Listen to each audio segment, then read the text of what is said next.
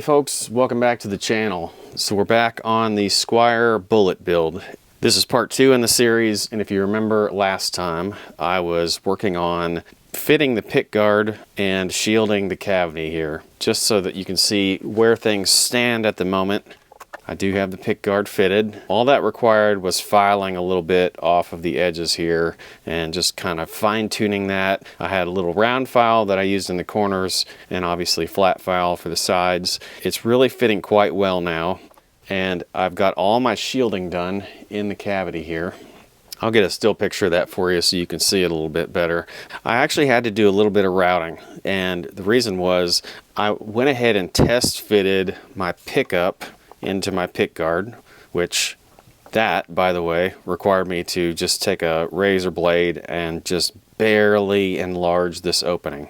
Once I did that, I realized really quickly that the depth on this humbucker route was not quite right, and also that it needed a little bit more taken off the top edge here. So when I got the router out, I widened the opening by going a little bit further up toward the neck. Then I deepened the opening all the way around the humbucker, and I also, while I was at it, went ahead and deepened the opening right around where I'm going to put the controls here. So that was a little bit of fine-tuning with the router that I didn't expect to have to do, but again, I'll get you a good picture of that so you can see exactly what I did. And then once I finished all that, I touched up all the shielding paint. Everything is sort of ready to assemble now. I do need to continue to fine-tune this pick guard. The main things that I've got to do on the pick guard involve adding a tone control and then adding 2 micro switches, because I have finally decided upon a wiring diagram, and basically what I'm going to do is use a volume and tone and also 2 switches, and the switches are going to be able to turn the humbucker from a series wiring to parallel wiring, and also a coil tap. One other thing to note is that I went ahead and, if you recall, whenever I put this pick guard on the first time, I realized that the screws were not going to be in the same locations because the original pick guard was a 10 screw and the new pick guard is an 11 screw model. So I went ahead and doweled all of the holes for all the screws, and that way I can completely re-drill it. Just completely start from scratch. Some of them lined up, like especially around the neck and right here on the bridge, and this one up here in the corner kind of lined up, but I want to make sure that everything is completely flat. So I went ahead and filled those with an 1/8 inch dowel rod and some wood glue, and then I leveled them off with super glue so that they're perfectly flat to the finish, and I'm just going to completely re-drill each one of those. So that is ahead of us today. All right, let me see if I can anticipate a couple of questions that may come up in the course of this video. One of those is about the shielding paint. Why did I overlap the shielding paint on top of the finish? Well, number one, it's underneath the pick guard, so it's all hidden. But one thing you'll notice, on the pick guard itself, there's a shielding tape or foil that's on the bottom of this thing, and it's right here all along the cavity, all along the humbucker. So when I overlap the shielding paint onto that surface and these two make contact, it helps create that sort of shielding bubble around the cavity itself. So that was the main reason that I did that. Another question I'm assuming I might get is, where did I get my wiring diagram from? You can create these yourself. It's not actually that hard, but there's a cool site called guitarelectronics.com that has several of these posted for free.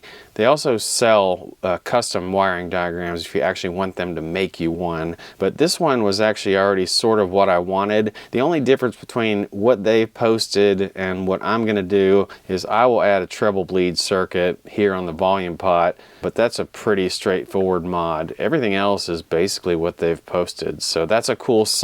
If you ever want wiring diagrams, they have them for any number of pickup combinations, any number of volume and tone combinations, lots of coil tapping, coil splitting. They're really a great site. Okay, so what's next? I think I'm going to modify the pick guard next for the additional controls, but I'm going to go ahead and place some tape over the areas where I think the controls are going to go. Let me trace around where this control is already. Okay, so what I think I'm going to do is I'm going to place the tone control and my two switches on the same line in between the existing control here and this pickguard screw. So I'm going to take this off, draw myself a nice line, and then I'll try to find some points in between that I can place these controls. But the general idea is going to be volume control here, tone control here, and then my micro switches, I hope I can get them in right about there. And if I can squeeze all that in, I'll be really happy. Well, this took a little bit of fine tuning, including moving my center line, but I eventually ended up on a center line that goes from the existing volume control to just a little bit north of that pickguard screw, and then I ended up placing the controls in, trying to evenly space them. I'm going to have to turn this tone pot in a different direction than I normally would, but that's okay. I think I can get it all in without any issues. So now I've got all of my marks here on the pickguard, and it's just a matter of taking a center punch, lining it up with each one of these cross hatches, and then hammering it in there. So I'll get started on that, and then I'll drill some pilot holes, and I'll come back whenever the pickguard's drilled. Okay, everything's been drilled out now, and I've placed my electronics here in place just to do a little bit of a test fit and make sure that everything fits in the cavity and lines up. And it looks like everything's going to be good. I did also just preliminarily place the knobs here. That just sort of gives me proof of concept that the controls are actually in the place that I want them, fairly evenly spaced. So now I've got to peel this pickguard plastic off, and I've got to mount these controls for real. And I'm going to start some of the wiring, and really what I'm going to try to accomplish right now is to get the wiring done between the controls that are on here. I'm not going to wire the pickup in just yet. Well, those of you who have seen me do wiring projects before know that sometimes I can get a little carried away off camera, and I did actually go ahead and wire in the pickup. But there's not a lot of wiring here. Most of the wiring is in these two switches here. Other than that, it's a volume and a tone, so it's really pretty straightforward. I did test fit everything here, and everything seems to be fitting. I've got it positioned where when the switches are down, everything's in normal operation, where the coil's not split and the humbucker is running normally in series. So that all works fine. I also went ahead and wired this jack to a piece of braided shielded wire. Braided shielded wire is used in a lot of Gibson builds, and I just felt like it was kind of fitting because I'm sort of putting Gibson internals into this Squier fender here. I think what I'll do next is go ahead and wire up the jack, wire up the bridge ground, and basically button up the pickguard. Alright, well here's the completed wiring job. I've got the jack and the bridge ground wired in now, so really it's just ready to put together. And so let's go ahead and start re-drilling for those pickguard screws. Okay, so I've done a few of these as a test already, but this is the process for re-drilling pickguard screw holes. I've just got a little center punch here, and I position that right in the center of that hole, give it a little tap.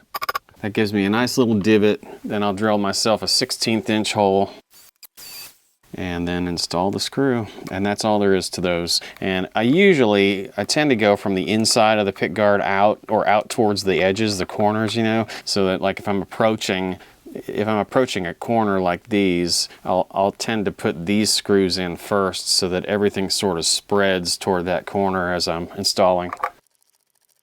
And again, if I'm going out towards the ends or toward the corners, it's just going to make sure everything lays a lot flatter as I go out that way. Okay, and then the last step in terms of the controls is to install the knobs. I usually install these so that 10 is facing the player. And the easiest way that I've found to do that on a Gibson knob is to make sure that 7.5 is facing straight up.